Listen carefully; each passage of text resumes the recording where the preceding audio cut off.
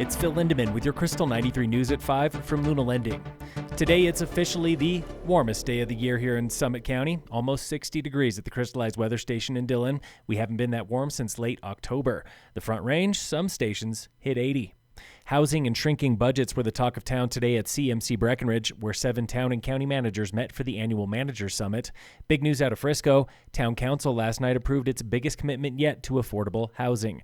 The town is partnering with NHP Foundation for more than 120 low and middle income units at 6th and Galena. That's the former home to Colorado Workforce Center. Town Manager Tom Fisher. So we're starting to refocus our capital plan to make sure that we have money programmed into future years. In Silverthorne, just off Highway 9, Climax Molybdenum is renting a crane.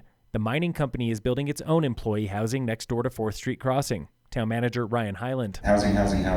How do you preserve a strong, stable workforce, which creates a really strong local community? Dillon Town Manager Nathan Johnson did not sugarcoat recent turmoil at his own town hall. Luckily, we have a professional enough staff that we have had zero turnover through this, what I would call chaos. Johnson summed up the morning when he said town expenses are growing and revenues are shrinking. Dillon's new council is now looking at creative ways to make more money, like a possible ticket tax at Dillon Amphitheater. Dillon considered this once before, but never did approve it. Right now, a ticket for the season opener, the Wood Brothers, will cost you nearly $77, $55 for the ticket, almost $22 in AEG fees. This week on the State of Summit. Our roads could use a lot more love. That was County Commissioner Nina Waters.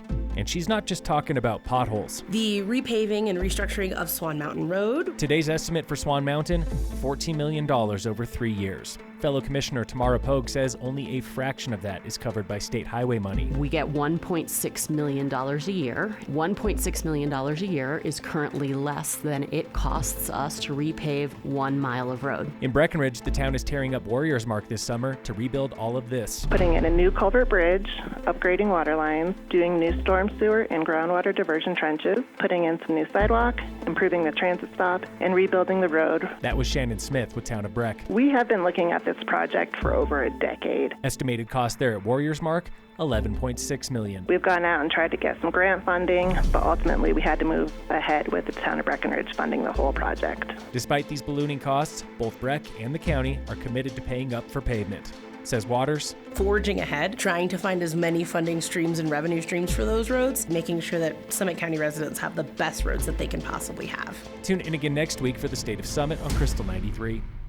In sports, the Nuggets play the Bucks tonight. And in local sports, Vail Mountain is hosting the U.S. Alpine National Championships. It starts on Saturday at Gold Peak with the nation's best up-and-coming skiers. They'll be there racing Super G, Giant Slalom, and Slalom through next Tuesday. Phil Lindemann, Krystal 93 News.